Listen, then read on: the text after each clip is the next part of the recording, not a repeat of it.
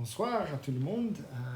On a notre dernière intervention, notre dernier temps d'enseignement où on va regarder comment ces dons de l'Esprit Saint va se manifester dans notre vie.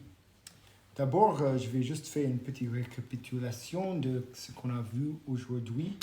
On a vu d'abord, en commençant avec cette énergie d'avoir toutes les choses, nos problèmes, nos faiblesses, nos péchés dans nos mains qui nous empêchent de recevoir ce don du Saint-Esprit. On a besoin de laisser les choses à côté, les choses des ténèbres pour marcher dans la lumière de Christ. On a besoin de cette conversion, de se tourner vers le Père et de laisser les péchés, le vieil homme derrière. Et on a vu dans ce chemin de conversion, il y a les 3 étapes de repentance où on laisse les choses de péché. La deuxième étape de renonciation où on dit au nom de Jésus, je renonce, je ferme la porte et je ne veux plus de cette mensonge, je ne veux plus de cette chaîne qui m'empêche d'être pleinement vivant. Et on a vu cet aspect d'autorité, qu'on a autorité sur notre vie, sur notre... On peut aller plus loin que les faiblesses, on peut aller plus loin que les malédictions. On peut dépasser cette étape de victimale où on se replie sur nous-mêmes. On peut être vraiment ouvert et de la grâce de Dieu. Et on a vu que c'est vraiment le lieu privilégié pour cela, c'est la confession, où on peut vraiment jeter toutes ces ténèbres dans le cœur de Jésus pour que ça brûle dans son feu d'amour. Et on a vu aussi comment c'est nécessaire de ce chemin de pardon, d'arrêter de boire le poison et en nous lâchant les mains sur le cou de nos ennemis pour que ça débloque nos cœurs et nous rende libres, pleinement libres. Alors, on a eu cette très beau expérience de louange où c'est ça aussi qui est très beau, ce qui débloque nos cœurs, parce que c'est vrai que dans ce moment de crise, ce moment d'incertitude, oui, franchement, on est humilié par cela, on est appauvri. On ne peut rien faire, on peut préparer comme on peut être prudent comme on peut, mais en même temps, il y a des choses qui nous dépassent, on n'est pas dans tout contrôle de notre vie. On doit faire cet acte d'abandon. Il faut abandonner tout à Jésus, tous ces problèmes, toute cette situation, abandonner tout à Jésus pour recevoir la providence de Dieu, recevoir cet don du Saint-Esprit qu'il veut réaliser dans notre vie. Alors, je voudrais juste terminer notre petit temps d'enseignement avec les manifestations de d'être rempli avec le Saint-Esprit. Et on lit dans les Actes des Apôtres, chapitre 2, « Tous furent alors remplis de l'Esprit Saint et commencèrent à parler en d'autres langues, selon que l'Esprit leur donna de s'exprimer. » C'est très beau. Il nous donne cette louange, ce don des langues pour louer le Seigneur. Et c'est ça que cette joie qui déborde, cette joie qui déborde dans cette proclamation que Jésus est plus fort que même la mort. Il a pris tous nos péchés, il a pris toutes les faiblesses humaines sur lui-même et bien il est ressuscité, il est vainqueur de la mort. Et on continue dans Acte 2, 11. Nous entendons publier dans notre langue les merveilles de Dieu. C'est ça qu'on a besoin de proclamer, les merveilles de Dieu. Et bien sûr, c'est un challenge quand on vit une lutte, mais je pense qu'il y a quelque chose dans ce moment. Bien sûr, il y a quelque chose dans ce moment, un appel de Dieu. C'est quand même étonnant qu'on est un peu renfermé dans nos maisons. euh, et c'est un peu comme les apôtres avec les saintes femmes, avec la Vierge Marie, enfermés dans le cénacle, au cénacle où ils attendaient cette manifestation, cette don d'en haut, cette force d'en haut. Eh bien, dans ce moment de pauvreté, on peut vraiment supplier le Seigneur parce qu'il veut répondre ses dons encore plus dans ces moments difficiles. Alors, on a vu aussi utiliser les clés d'Élie pour faire ce petit chemin et on a parlé déjà de cet baptême dans l'Esprit Saint, l'effusion du Saint-Esprit. Et les anneaux parlent de bénédiction. Et c'est ça que Dieu nous veut bénir. Il veut nous bénir dans notre identité, dans nos vies, et il veut répandre cette bénédiction sur le monde entier, surtout dans ce moment de crise. Eh bien, on a besoin d'être ouvert pour recevoir cette bénédiction et d'être nous-mêmes les ouvriers, dans ce moment difficile. Parce que qui donnera l'espérance à ce monde? Il ne faut pas attendre les politiciens de donner l'espérance, les scientifiques. Bien sûr, tout le monde joue leur part, mais notre rôle comme des chrétiens est de semer cette prière d'espérance pour le monde entier. Alors, revenir au texte, on voit que quand les apôtres étaient remplis avec l'Esprit Saint, ils ont proclamé les merveilles de Dieu dans les différentes langues. Et après, les autres encore disaient, en se moquant, ils sont pleins de vin doux. Ils ont dit qu'ils se moquaient d'eux parce qu'ils étaient tellement fervents et zélés de l'Esprit Saint que les personnes de l'extérieur pensaient qu'ils étaient ivres. Eh bien, il y a quelque chose de vrai dans cela, qu'il y a quand même une certaine ivresse dans le vin nouveau que l'Esprit Saint donne aux apôtres. C'est une sainte ivresse de joie qui convainc les apôtres, les fortifie et leur donne le courage d'annoncer à tout le monde ces merveilles de Dieu, ces merveilles que Jésus a réalisées dans leur vie. Et ils étaient donnés des charismes spéciaux pour proclamer ces merveilles, pour manifester ces merveilles dans leur vie.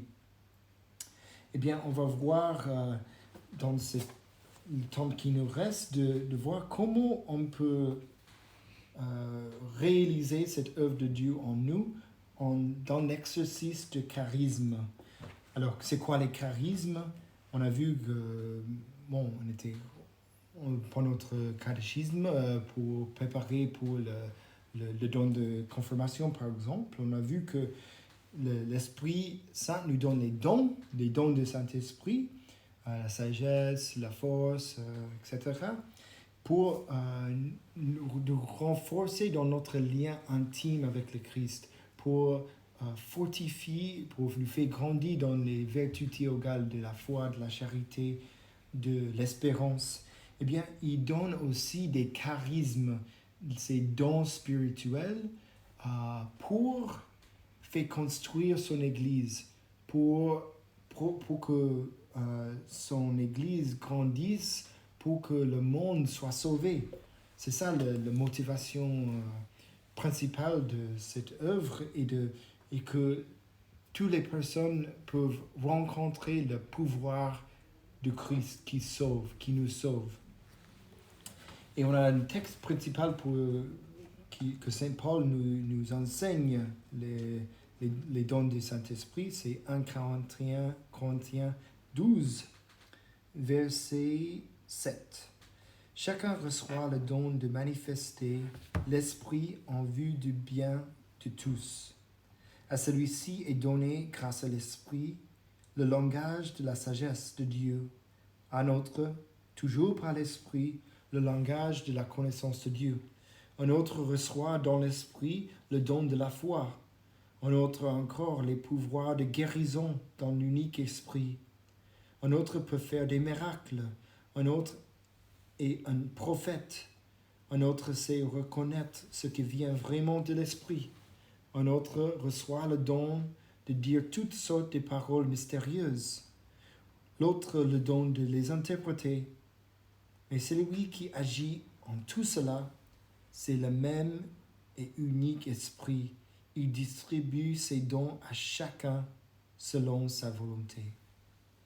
C'est très beau dans ce texte que c'est le même Esprit qui nous unit, qui partage ses dons, parce que l'Esprit Saint, c'est la plénitude des dons. Il est le don, il est l'amour, il est la sagesse. Eh bien, il veut partager ça avec le corps qui est le Christ, le corps du Christ qui est l'Église.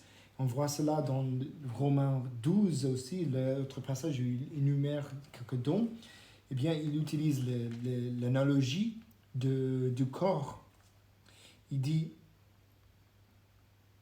prenez en comparaison, notre corps forme un tout, et pourtant nous avons plusieurs membres, et qui n'ont pas tous la même fonction. De même dans le Christ, tous, tant que nous formons un seul corps, tous et chacun, nous sommes membres les uns des autres. Et selon la grâce que Dieu nous a donnée, nous avons reçu des dons qui sont différents. C'est le don de prophétie. Si c'est le don de prophétie, il faut se régler sur la foi. Si c'est le don de servir, il faut servir.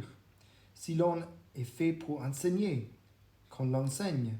Pour encourager, qu'on l'encourage.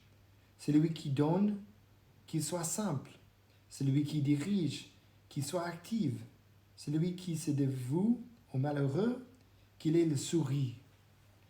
C'est très beau ce passage aussi que l'analogie du corps, on est tous des membres différents d'un corps.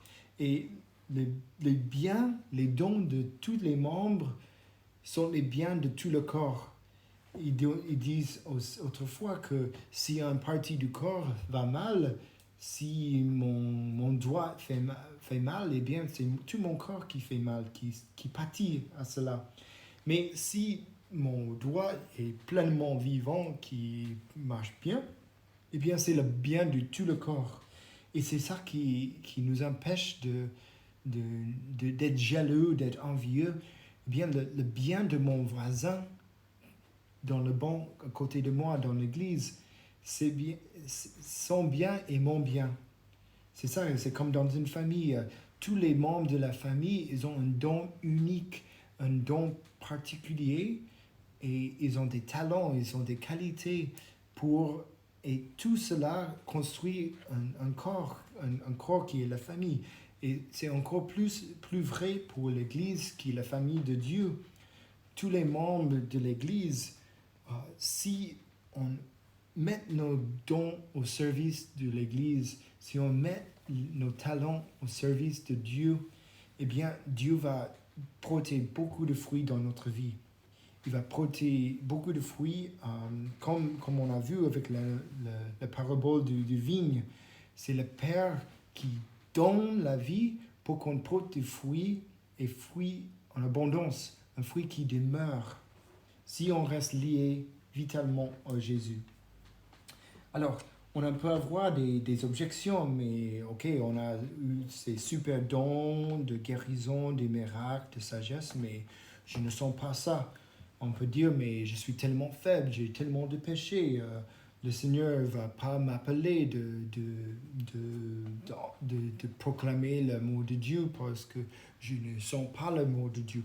Eh bien, c'est ça qui est beau avec l'appel de Dieu, comme Saint Paul dit au premier épître aux Corinthiens, chapitre 1. C'est pas les faibles que Dieu veut manifester son pouvoir. Parce que il veut montrer que ça ne vient pas de nous, c'est une œuvre de Dieu en nous.